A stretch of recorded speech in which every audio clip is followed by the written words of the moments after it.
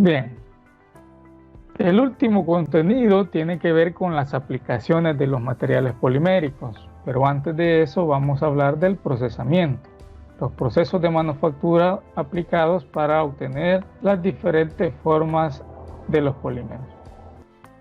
Aparecen muchos procesos como el laminado, la formación de barras, la extrusión, la formación de tubos o algunas veces el moldeado. Vamos a hablar de algunos de esos procesos de fabricación para obtener esas formas. Y todo parte de tener el material polimérico en forma de granos.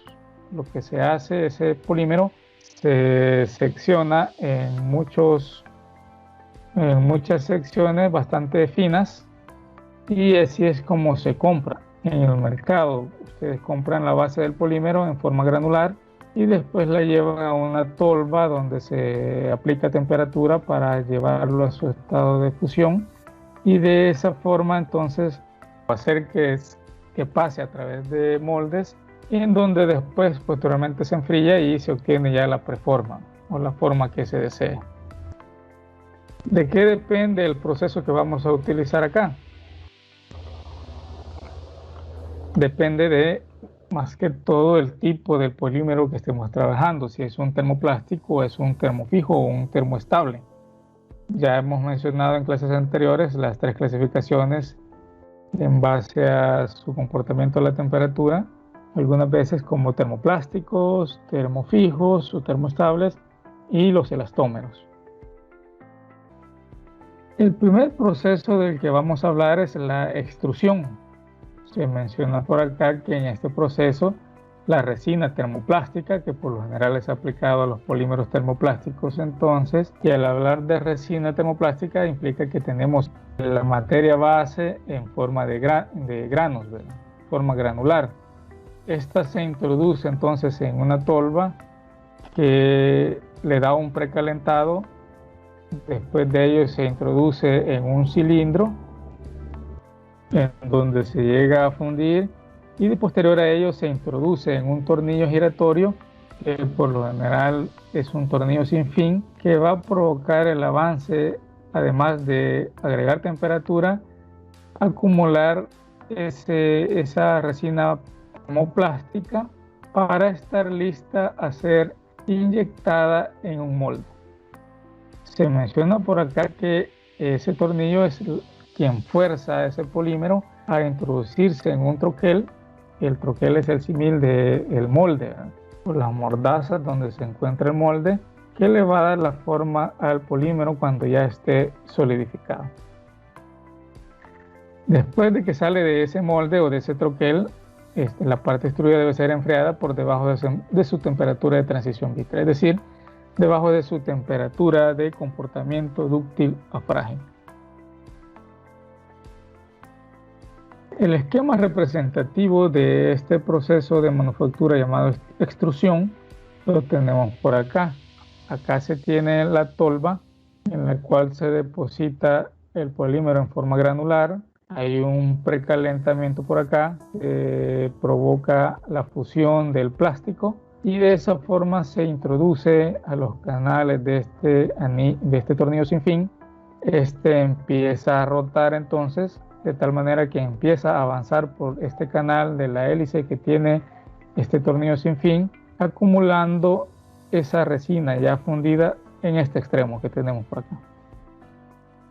Cuando ya se tiene una buena cantidad de polímero almacenado en este extremo, entonces este tornillo retrocede un poco para posicionarse y estar listo a compresionar esa matriz polimérica a través de empujarlo hacia adelante e introducirlo acá a este molde.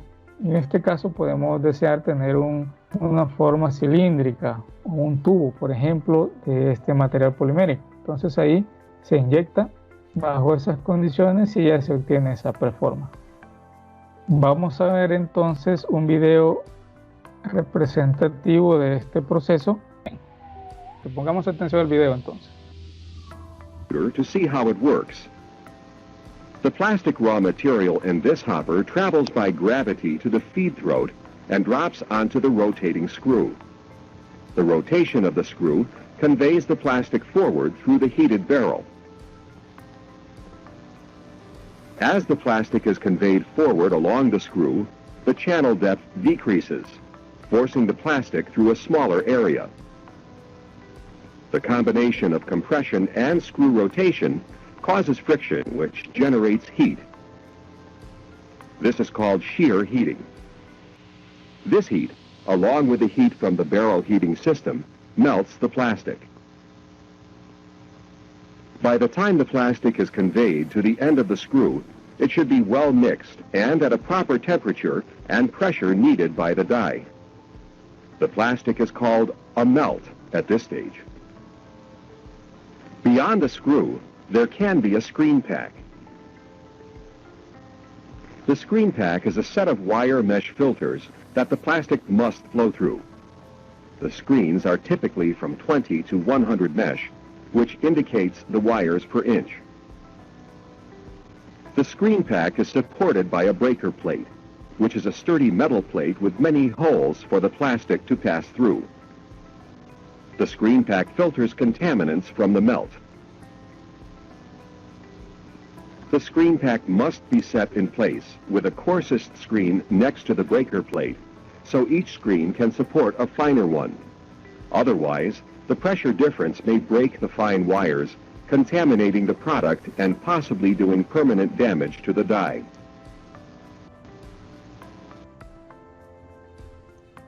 Bien, aquí observamos un proceso en el cual el movimiento es continuo. Se inyecta continuamente material polimérico para obtener una forma de grandes dimensiones. Como le mencionaba, puede ser un tubo fabricado a partir de este proceso. El siguiente proceso es bastante parecido al anterior, el moldeo por inyección. Siempre está constituido por una tolva en el cual se introduce el plástico o el polímero en forma granular. Se da un precalentamiento que lo lleva a su temperatura de fusión y después se inyecta un tornillo, que también es un tornillo sin fin, que rota a la vez que se puede desplazar también alternativamente hacia adelante o hacia atrás.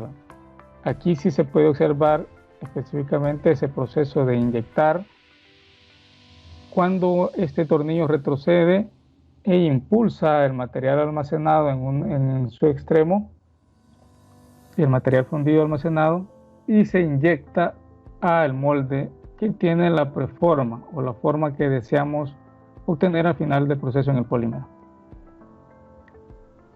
Observemos el esquema, que es prácticamente similar al anterior. Tenemos la tolva donde se almacena o se introduce el polímero granular, se precalienta, se lleva a su estado de fusión. Este empieza a rotar el tornillo sin fin que está por acá. A través de los canales empieza a avanzar entonces la materia polimérica, se almacena también en estos extremos y acá, en lugar de permanecer rotando, este tornillo sin fin se detiene cuando ya hay suficiente material almacenado por acá, retrocede un poco para estar listo a dar el impulso o la inyección, comprimiendo esa materia hacia adelante e inyectándola hacia el molde que tenemos por acá. El molde que va a tener la forma que deseamos obtener a partir de este polímero. Se vuelve a retroceder entonces después que se ha inyectado la primera cantidad de polímero, retrocede y si todavía hay acumulado por acá un material disponible, puede inyectarse nuevamente a este proceso. Y así está repitiéndose este procedimiento de moldeo por inyección. Vamos a observar también otro video que nos va a dar el esquema representativo de este proceso. Veamos entonces.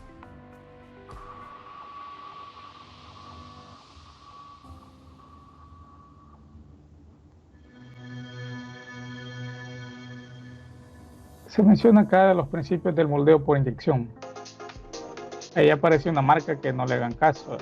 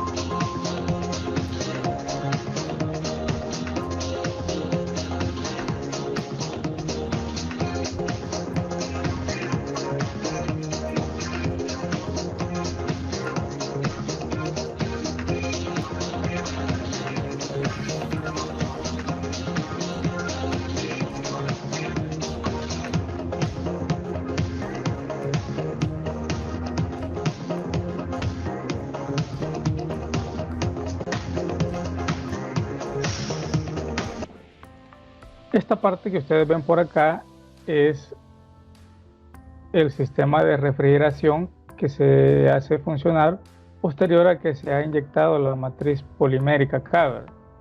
Ya se ha acoplado este polímero a toda la forma del molde que se tiene, se interrumpe la inyección y entonces empieza a circular fluido que va a enfriar hasta llevarlo a la temperatura casi ambiente.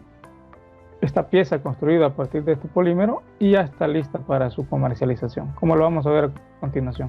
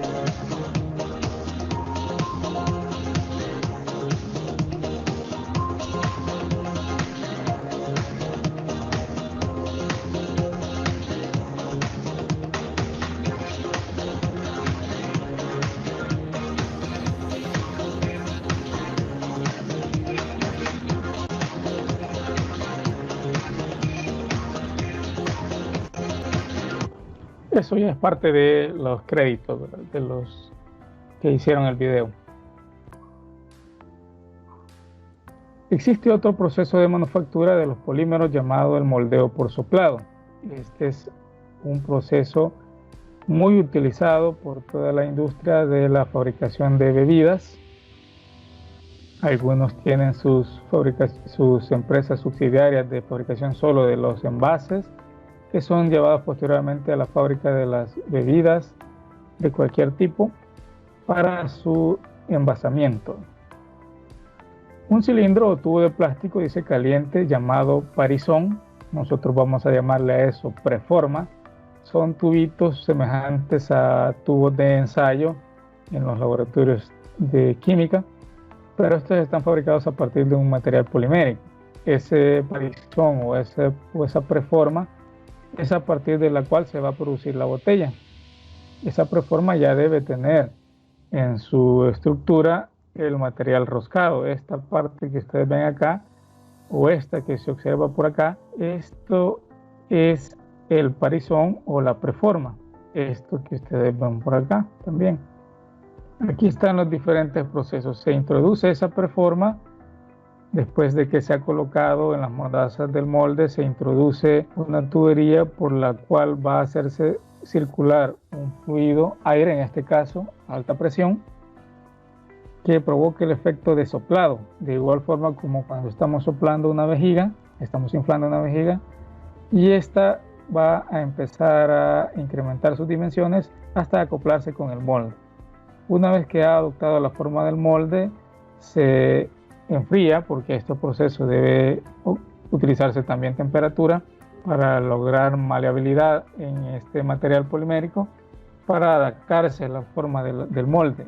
Después de ello, entonces se separa de ese molde y ya se lleva a su condición de almacenamiento para la posterior distribución. También podemos observar un video bastante interesante de esto: fabricación de botellas a partir del moldeo por soplado. Veamos.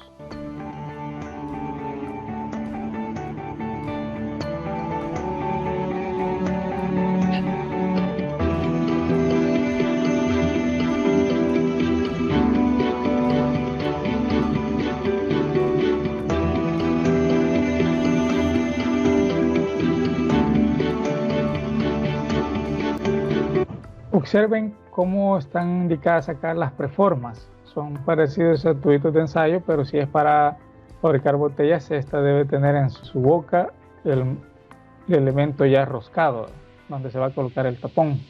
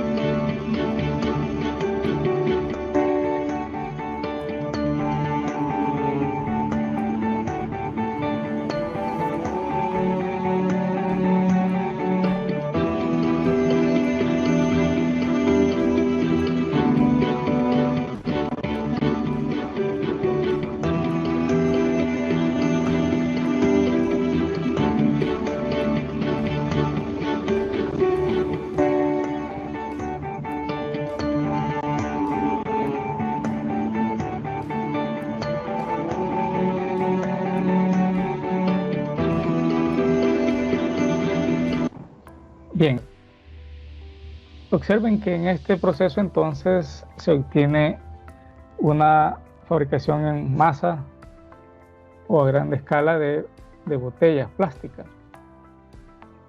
Es una aplicación bastante interesante y bastante eficiente. Otro proceso también es llamado el moldeo por compresión. En este caso, la resina plástica, que puede ser muchas veces un bloque de plástico, se precalienta entre dos mordazas que se comprimen. Al comprimirse y al estar, entre comillas, caliente el material o la resina plástica, esta se empieza a distribuir por todas las cavidades del molde y hasta adoptar esta forma a ese proceso. Entonces se llega a enfriar ese molde y esa pieza para obtenerla en su condición final, ya lista para su uso. Se menciona por acá que en la parte superior del molde es presionada hacia abajo sobre la resina plástica y la presión aplicada y el calor funden la resina y fuerzan el plástico licuado, es decir, en su condición líquida, a llenar la cavidad o cavidades. Intervalos de calentamiento por lo general se encuentran entre 1 o 2 minutos para dar una forma bastante homogénea a la pieza. En forma esquemática podemos indicar que esto que tenemos acá arriba es una mordaza, la que se mueve en la mayoría de los casos, y tenemos la otra mordaza acá donde se apoya el material o la resina plástica o el polímero. Se calienta y a la vez que se calienta también se comprime por esta mordaza que está acá en la parte superior hasta que llega a acoplarse al molde que se tiene o a la forma que se tiene indicada. En este proceso, claro está que van a existir materia que va a sobresalir de ese molde y que posterior a ello es necesario quitar. Se da un proceso de reafinación, quitando estas rebabas en este material. Algunas veces ustedes van a encontrar algún material o algún elemento plástico que tiene ciertos filos, porque ha sido fabricada a partir de un proceso como este. De esos filos que han quedado o esas rebabas no han sido debidamente pulidas, ¿no? En los guacales que acostumbramos a utilizar muchas veces, o algún plato o algún elemento de cocina, se suele encontrar estas rebabas, así que algunas veces pueden herirnos. Hay que tener mucho cuidado con eso. Vamos a ver también otro video representativo porque es la mejor forma de comprender estos procesos. Aquí está también la forma esquemática representativa. Se tiene este cilindro hidráulico que provoca el movimiento de esta mordaza.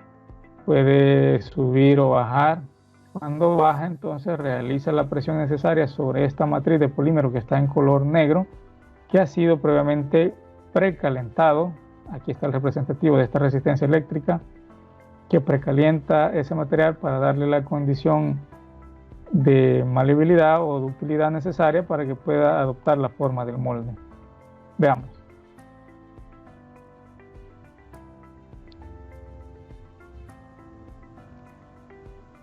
Observen cómo se precalienta esa matriz de polímero, se compresiona gracias a la mordaza superior y se adopta la forma del molde. Y ya se está produciendo entonces muchas piezas de esa misma forma.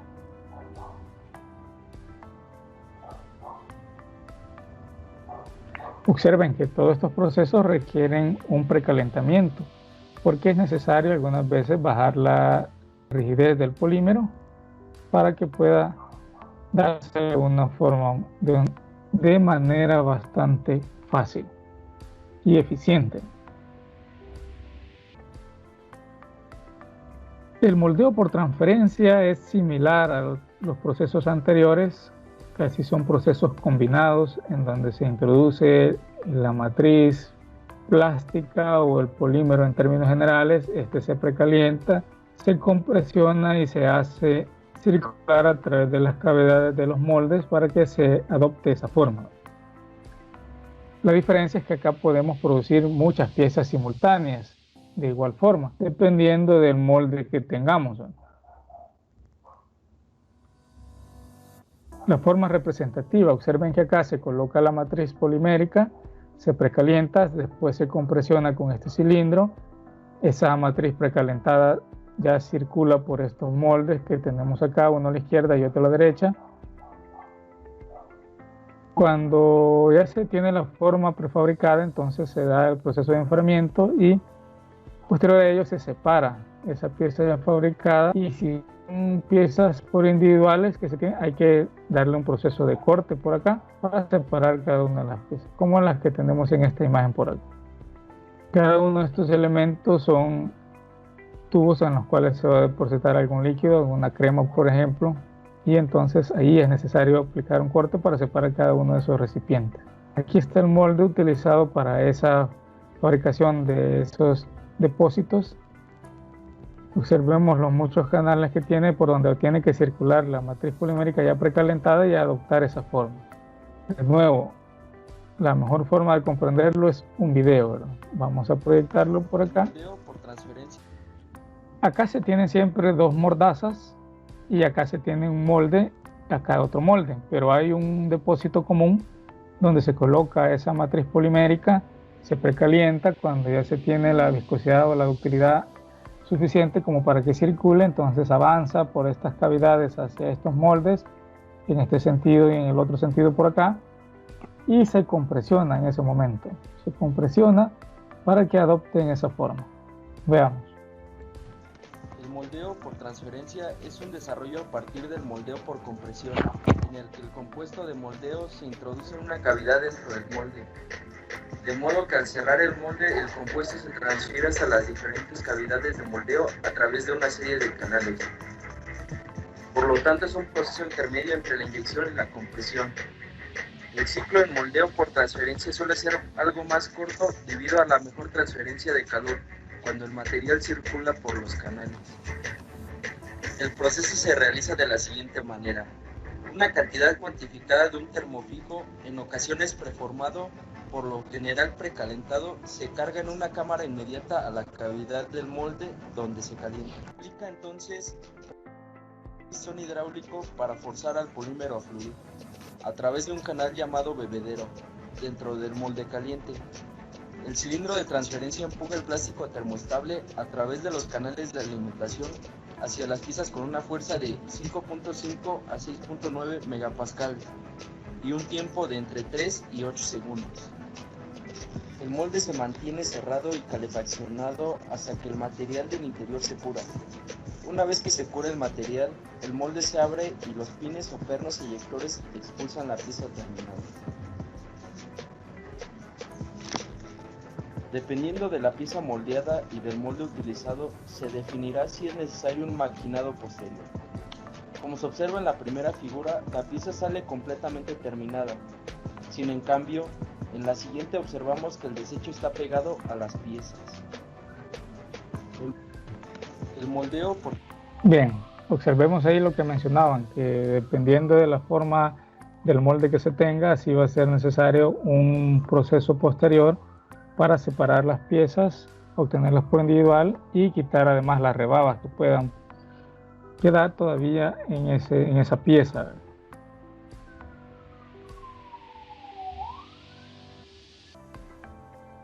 El termoformado funciona similar a los procedimientos anteriores, solo que acá la diferencia es que el material polimérico se tiene en forma de láminas o grandes planchas o placas, como decimos, que se introducen en troqueles que tienen la preforma o la forma final del polímero. Se precalienta de igual forma para mejorar su ductilidad y la conformabilidad y que se adopte a la forma del recipiente o del molde que se tiene. Como se menciona por acá, se aplica presión mecánica con troqueles coincidentes y se puede usar vacío. Algunas veces, por efecto de succión, este material polimérico que está ya precalentado se adopta a las paredes del molde. Casi de forma inversa a como se hace en el moldeo por soplado. Allá se sopla y en algunos otros casos aquí, en el termoformado, se provoca vacío.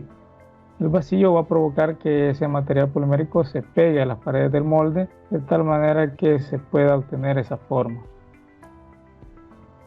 Veamos el video representativo de este proceso. Aquí tenemos un termoformado de un material que ustedes ya conocen y utilizan con mucha frecuencia. Esta lámina que está acá es poliestireno expandido, es decir, es el material que nosotros conocemos como Durapax. Bien, veamos. La termoformadora en acción.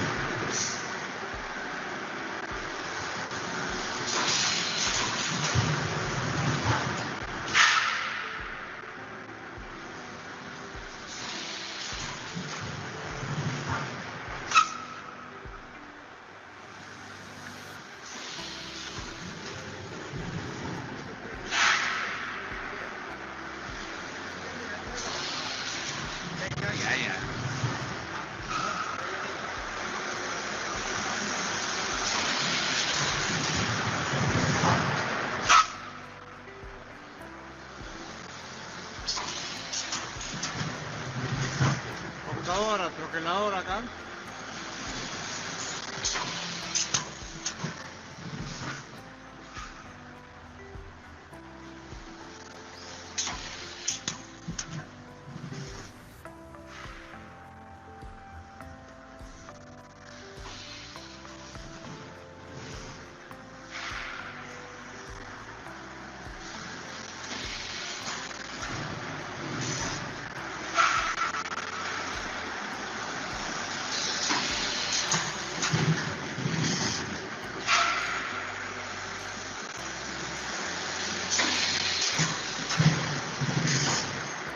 Bien, ahí teníamos entonces el proceso de termoformado, donde vemos que es similar a los anteriores, pero cambia la forma en la que se tiene la matriz base del polímero. Se tiene acá como láminas que son precalentadas y después se introducen al molde, se compresionan y se le da la forma deseada. Esos son el caso del video para la producción de platos desechables, ¿verdad? Platos de un solo uso que no es recomendable utilizarlos con mucha frecuencia, ¿verdad? Muy bien, con este subtema entonces finalizamos. Solo vamos a indicar acá que en las aplicaciones típicas de los polímeros vamos a tener tablas resumen donde aparece el tipo de polímero que se tiene, las propiedades que obtenga esta, tanto físicas, químicas, mecánicas o térmicas, y el uso común que se le puede dar. Lo particularmente interesante de esto es que se utiliza una simbología para designar a los tipos de materiales poliméricos. Aparece, observen acá, un símbolo de un triángulo con flechas cerrando esa configuración, que nos da el indicativo de que puede ser un material reciclable. Y aparece un 1 por acá. Cuando aparezca ese símbolo, ese triángulo de reciclaje, y con un número 1 acá, implica que está fabricado ese plástico a partir de PET o polietileno tereftalato. Ojo con esta nomenclatura. Tenemos aquí las propiedades que tiene ese polímero y también el uso común que se le da para fabricación de depósitos de bebidas, refrescos, agua, dice por acá, y otras cosas acá como almacenamiento de medicinas farmacéuticas. Aparece un 2 indicado en ese mismo símbolo, entonces ahí es el indicativo de un polímero HDPE o polietileno de alta densidad, es decir, que tiene buenas propiedades de resistencias mecánicas, tiene buenas propiedades químicas también, y observen el intervalo de temperatura en las cuales puede funcionar, ¿verdad? 75 grados Celsius, que puede todavía funcionar bastante bien. Y así ustedes pueden observar muchos números que aparecen en las piezas de plástico fabricadas. El número 3 es el PVC, el cloruro de polivinil, que algunas veces también le llaman policloruro de vinil, se refieren a lo mismo, y sus diferentes aplicaciones que ya las hemos mencionado también. Con el número 4 aparece el LDPE. Este es siempre polietileno, pero de baja densidad, de su nombre en inglés, low densidad por acá. El número 4. El número 5 aparece con el símbolo de reciclaje, pero siempre aparece acá indicado el PP, el polipropileno. Si te ese símbolo de reciclaje con el número 6, tenemos el poliestireno, el 6 con un E indicado por ahí, el poliestireno expandido, ahí aparece para fabricación de tazas de bebidas calientes, aparece por acá para envases de hielo seco, ahí eso aparece en las hieleras, ¿verdad? Y así aparece en el número 7 otros polímeros. Por ejemplo, podemos mencionar el polímero ABS, el acrilonitrilo butadieno estireno, eso significa el ABS, el nylon también, que recordemos que es una poliamida, y aparecen los usos que se le puede dar también a esto. Esa es la simbología importante que debemos recordar en esto de las aplicaciones de los polímeros. Lo demás viene con las tablas resumen, donde aparecen las aplicaciones para los termoplásticos. Observen acá el tipo de polímero: el polietileno, el propileno, poliestireno, aparece el PVC, el teflón, el politetrafluoroetileno, las propiedades mecánicas que este tenga y las aplicaciones que se le dan. En el caso de los termoplásticos, aparece una tabla bastante completa por acá, que no se la tienen que memorizar ustedes, pero lo importante es comprender el tipo de material polimérico que tenemos, las propiedades mecánicas que este tenga y dónde puede ser utilizado. El PET, por lo general, sirve también, además de estos usos que aparecen por acá, para la fabricación de botellas. Si ustedes ven ahí alguna botella, va a aparecer la simbología PET, que es el polietileno tereftalato. Aparece en el caso de los termoestables o los termofijos, que son conocidos muchas veces. Aparecen las resinas epóxicas, que son muy buenas para utilizar como pegamentos. Observen acá aparece el carácter de adhesivo. Por ahí podemos mencionar algunas marcas: el epoximil, que es la combinación de dos elementos químicos que al provocar la reacción química, valga la redundancia, se obtiene un material bastante duro, con una dureza bastante buena. Y así aparecen otros como las siliconas, que ya mencionamos en clases anteriores también, que si están en forma líquida pueden servir también como aditivos. Funcionan bastante bien a bajas temperaturas, así como también a altas temperaturas. Es una ventaja que tienen las siliconas, que a temperaturas bajas, incluso menores a 100 grados Celsius, se comportan bastante bien y no de una forma quebradiza como cualquier otro polímero. Los elastómeros, recordemos que acá entran todos los que conocemos como cauchos, ¿no? Los cauchos naturales o los cauchos sintéticos, como por ejemplo el caucho natural fabricado a partir del isopreno, que lo estudiamos mucho allá en el tema de entrecruzamientos, cuando agregamos azufre a sus cadenas para lograr grandes propiedades mecánicas y manteniendo su condición de ductilidad. El acrilonitrilo butadieno, el cloropreno, que simplemente se conoce algunas veces como neopreno también, que sirven para fabricación de mangueras algunas veces. Aparecen nuevamente las siliconas, que es el nombre común que conocemos, o los polisiloxanos.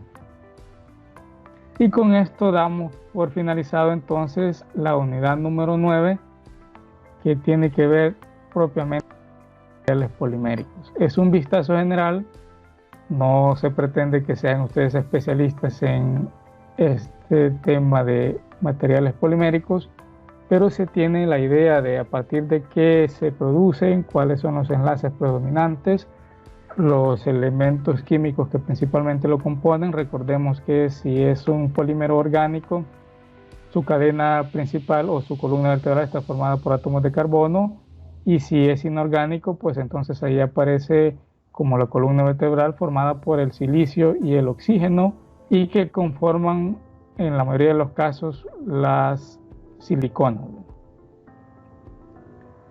Con esto entonces damos por finalizada también la asignatura. Espero que estos contenidos sean de mucha utilidad para muchos de ustedes y ya tenemos entonces un vistazo general de todo el campo de la ciencia, la ingeniería y la tecnología de los materiales. Ha sido un placer enorme compartir con ustedes un poco del campo de la ciencia de los materiales, y para cualquier otra duda o consulta que ustedes tengan, siempre y cuando tengamos por ahí el tiempito, podemos abordarlo. Queda abierto el correo y el aula virtual para que ustedes puedan escribirnos o comentarnos en cualquier momento que surja alguna duda en la que crean que podemos ayudarlos.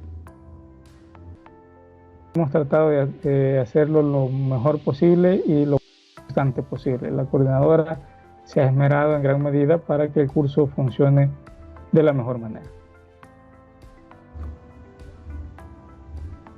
Bueno, damos por finalizada la asignatura en cuanto a las clases y esperamos que hagan uso de los horarios de consulta y que consulten también por el correo institucional. Aprovechen ese tiempo que se tiene para mejorar los resultados. Les deseo lo mejor en lo que ya queda de finalizar el ciclo. Ánimo que esto ya pronto termine. Me despido. Hasta la próxima.